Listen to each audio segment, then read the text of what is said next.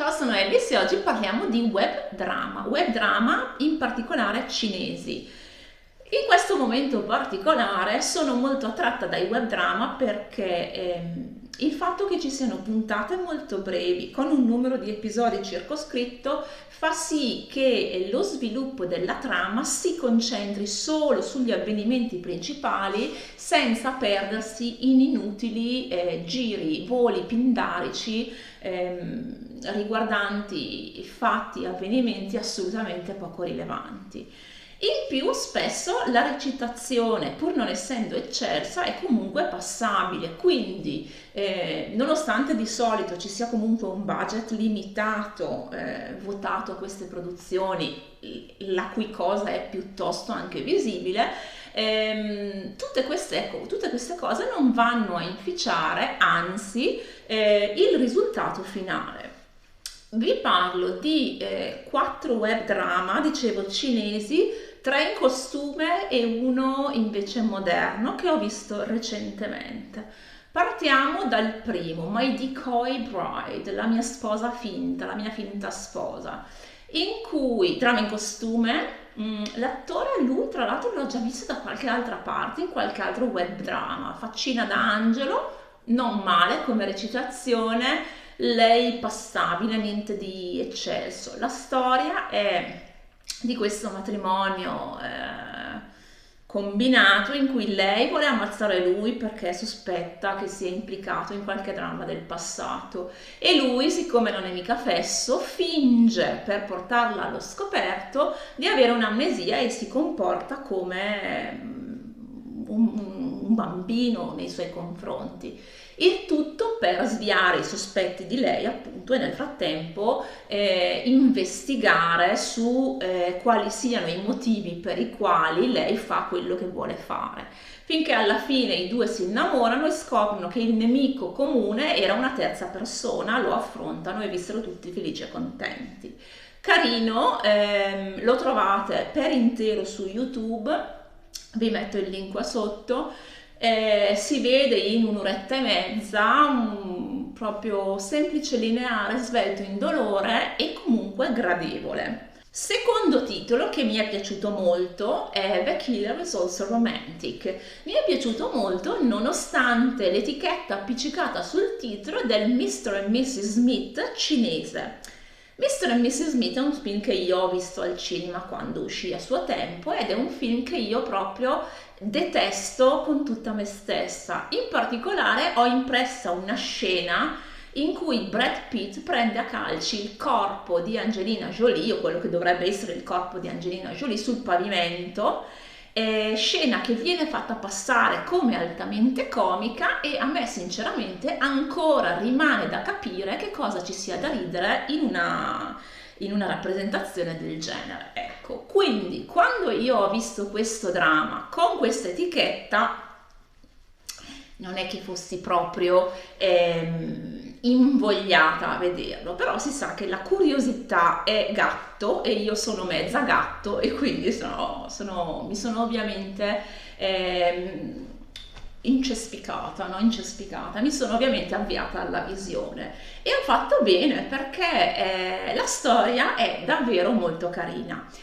Ci sono questi due protagonisti, storia in costume, due protagonisti, lui è, mi sembra un farmacista o comunque qualcuno che ha a che fare con dei farmaci e lei invece ha un negozio di vestiti che si sposano e sono innamorati l'uno dell'altra. Entrambi però hanno delle identità segrete come spie e quindi si affrontano senza sapere della rispettiva identità in varie prove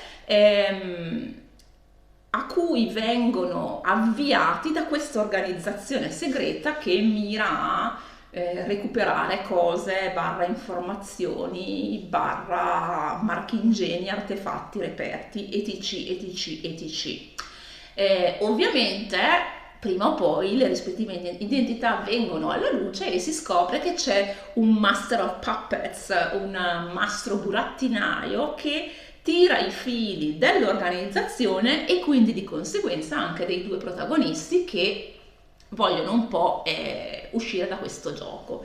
Molto carino, molto divertente. Mi è piaciuto molto il fatto che le due personalità principali, il marito e la moglie, siano equamente capaci. E che comunque sia sotto tutta questa storia di spionaggio, di arti marziali, ci sia comunque un rapporto di amore genuino tra i due. È bello perché è bello vedere il bilanciamento delle varie forze in campo e l'ho trovato molto molto divertente.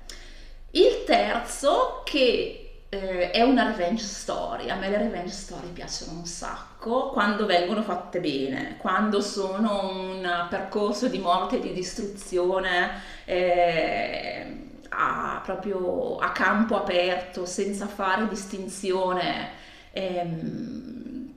di obiettivi verso appunto cui questa vendetta viene diretta, allora un po' meno.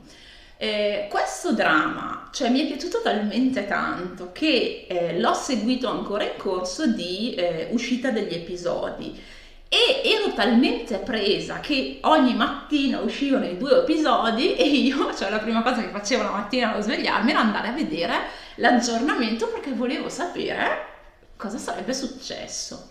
Allora, la storia è di questo generale donna che sposa il suo amico di infanzia di cui è sempre stata innamorata, dopo averlo aiutato a prendere il trono. L'amico di infanzia però è uno fondamentalmente innamorato di se stesso che sfrutta il potere di lei, il potere dell'esercito che lei gestisce per prendere appunto il potere e poi una volta al potere, con l'aiuto e la complicità della sorella di lei che non la può vedere neanche dipinta, la ammazza intanto che lei è incinta del loro figlio. Cosa succede? Che lei ha diciamo una seconda occasione di vita e quindi rientra nel suo corpo 5 anni prima diciamo dell'epilogo della prima storia, quando lei è stata fatta sposare sempre per i giochi di questo antagonista al fratello di lui che avrebbe dovuto essere il Crown Prince, ma però che è stato poi fatto fuori nel corso dei vari giochi di potere appunto dall'antagonista della storia, con la complicità di lei che appunto era innamorata di questo tizio e quindi non ha mai messo in dubbio, non ha mai dubitato della sua buona fede e della bontà dei suoi propositi, seppur con mezzi certamente discutibili. Determinata ad avere la sua vendetta nei confronti di lui, della sorella e anche della famiglia di origine di lei che un po' l'hanno spinta alla fine che ha fatto nella vita precedente,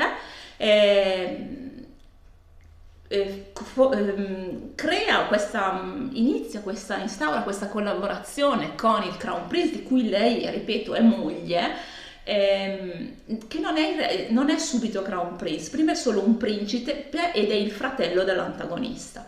I due diciamo iniziano questa collaborazione, lei perché vuole portare avanti assolutamente la sua vendetta nei confronti di chi le ha fatto il torto nella vita precedente, lui in realtà vorrebbe cercare semplicemente di non lasciarci le penne strada facendo. Molto bello, costruito molto bene, anche questo lo trovate già con i sottotitoli italiano in una soluzione unica su YouTube. Se devo fare una critica, l'epilogo diciamo della vendetta è un po' sottotono rispetto alla costruzione proprio degli eventi in cui lei, memore anche di quanto è successo nella vita precedente, riesce a parare i colpi offensivi dei cattivi. Ovviamente le cose fino a un certo punto seguono fedelmente diciamo il primo copione, poi man mano un attimino si discostano, ma lei è comunque pronta perché ha inquadrato già i personaggi. C'è poco romance, ma comunque abbastanza per far capire la complicità della nuova coppia che risulta credibile e risulta comunque molto carina da vedere. Lei a me è piaciuta tantissimo, cioè proprio power to the women, proprio yes. Bello, bello, una bella storia. Ecco, se la fine fosse stata un pochino più grintosa l'avrei gradito di più, ma devo dire che mi ha comunque soddisfatto sotto ogni punto di vista. Tra l'altro so che questa storia mi sembra sia tratta da un web drama. Io, così leggendo qualche commento qua e là, ho recuperato una storia di Wattpad molto simile, in cui la protagonista non è un generale, ma è la figlia del primo ministro.